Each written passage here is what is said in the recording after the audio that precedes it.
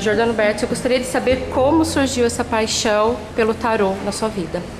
La prima domanda è di dove viene questa passione per i tarocchi? Come è incominciato questo?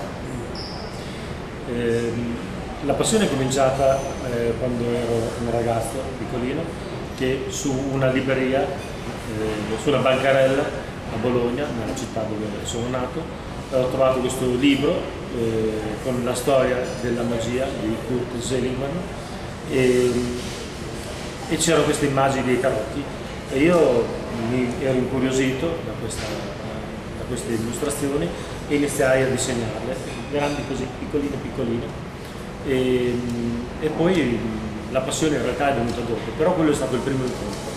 O primeiro encontro dele com o tarô foi numa livraria em Bolonha, onde ele encontrou um livro e nesse livro tinham as cartas do tarô e ele começou a partir daí a querer desenhar também, criar. Como você vê a relação da sociedade moderna com essa arte antiga? Come vedi oggi il rapporto dei tarocchi, possiamo chiamare il rapporto dei tarocchi con la società, cioè come la società vede oggi come li usano, come li vede i tarocchi? Cosa ne pensi? Quando si parla di società si parla di una cosa molto composita, molto differenziata, ci sono strati sociali e per ogni strato c'è una interpretazione, c'è un modo di ricevere queste immagini e anche di utilizzarle.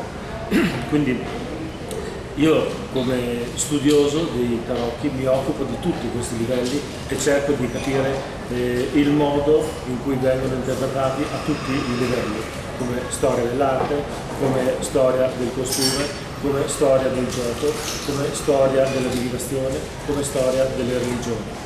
E quindi per ognuno di questi modi c'è uno studio dettagliato, però poi si intrecciano tutte queste cose e quindi la difficoltà è mettere tutte assieme queste informazioni, costruire quello che viene definito l'immaginario dei tarocchi.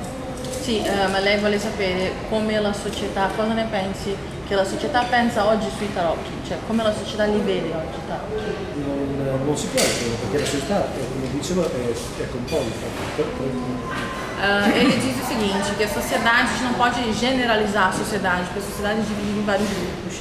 E ele procura atender todos esses grupos, todos esses públicos, né, tanto com história, quanto com iconografia e outras coisas de tarô, a questão espiritual envolvida, de crenças e outras coisas. Então, quer dizer, é muita coisa para a gente generalizar e dizer a sociedade, a visão da sociedade. Então, ele diz que ele não pode dar um parecer sobre a visão da sociedade, porque a visão da sociedade depende das crenças da sociedade, das crenças pessoais.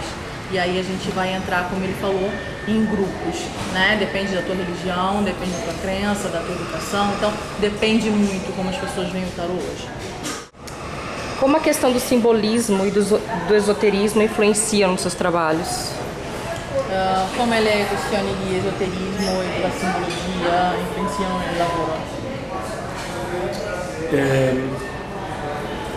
Come storico dell'esoterismo mi interesso del simbolismo come il linguaggio dell'esoterismo. I simboli sono una lingua a sé stante e i simboli sono come le lettere dell'alfabeto che come gli disposti cambiano significato e così anche i simboli di tarocchi disposti dall'Italia al Brasile e cambiano significato.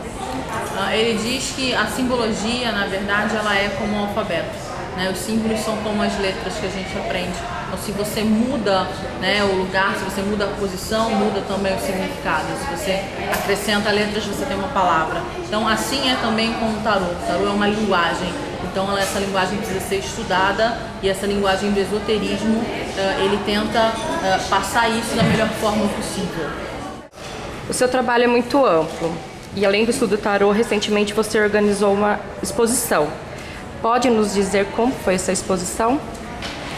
Dice che fuori il lavoro con i tarocchi fai altri lavori anche con esposizioni e ti domanda com'è stata l'ultima che hai fatto.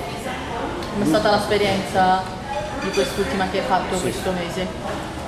L'ultima mostra che ho fatto l'ho fatta in un castello in Piemonte ed è una mostra che si chiama L'amore al tempo dei tartufi e il tartufo è un fungo sotterraneo che si dice sia afrodisiaco.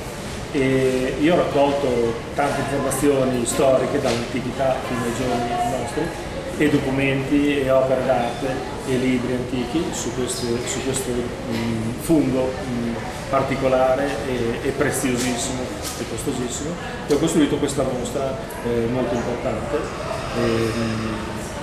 filmata anche da una televisione giapponese. Ele diz que ele pesquisou muito, o título da mostra era O Amor no Tempo do Tartufo. O tartufo é, na verdade, o que eles chamam de fungo, seria um cogumelo, alguma coisa semelhante. Então ele foi pesquisar, ele foi estudar o significado, ele foi pesquisar documentos antigos, e aí ele foi fazer a mostra, e foi um prazer, foi muito bem realizada. Veio inclusive uma TV japonesa para estar fazendo a cobertura. Sim, tem a questão afrodisíaca, por isso a questão do amor no título da mostra. Sua opinião sobre o Tarolog? Vuole sapere cosa ne pensi del Tarolog come evento? Io ho visto molti di questi eventi, soprattutto in Italia e negli Stati Uniti. E questa è la prima volta che vengo in Brasile e che vedo anche una manifestazione dedicata ai tarocchi. Mi sembra una cosa organizzata bene. La comunicazione non lo so come è stata fatta, però gli interventi che ho potuto seguire grazie alla traduzione di Micheli Serinolli sono tutti di alto livello e con degli argomenti molto interessanti. Ele diz que é a primeira vez que ele vem ao Brasil, ele já participou de eventos semelhantes na América, nos Estados Unidos e também na Europa. Ele diz que a primeira impressão é que é tudo muito organizado e que os participantes são todos de alto nível, e que ele entendeu tudo muito bem graças à tradução, e que ele está muito feliz de estar aqui participando. Eu gostaria de saber se você pode nos contar sobre algum novo projeto e se você gostaria de deixar algumas considerações finais aqui, um recado para os brasileiros. Dice se puoi parlare di nuovi progetti, nuove cose che devi fare.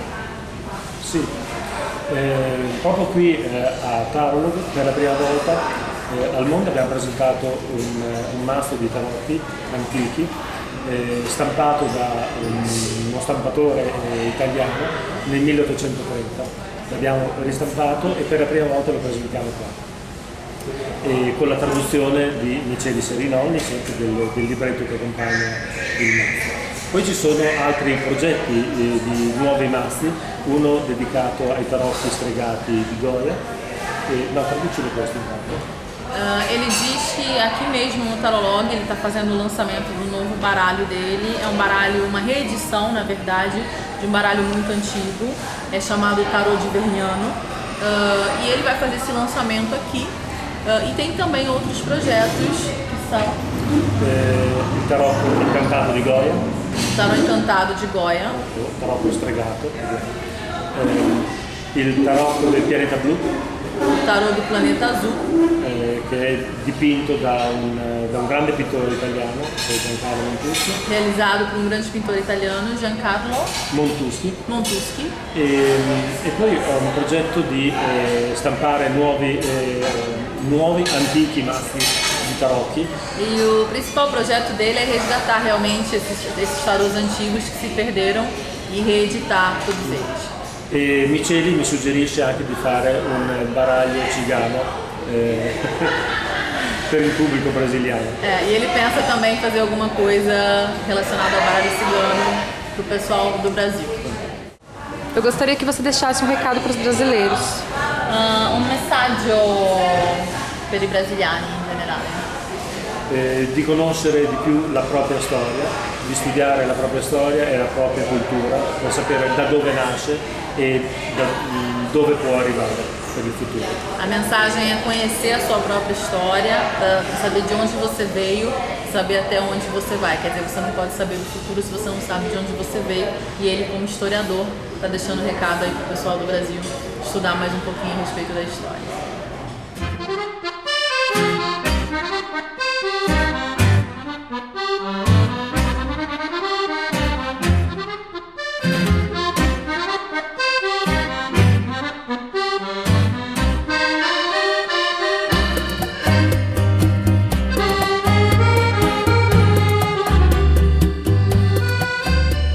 que surgiu essa paixão pelo tarô?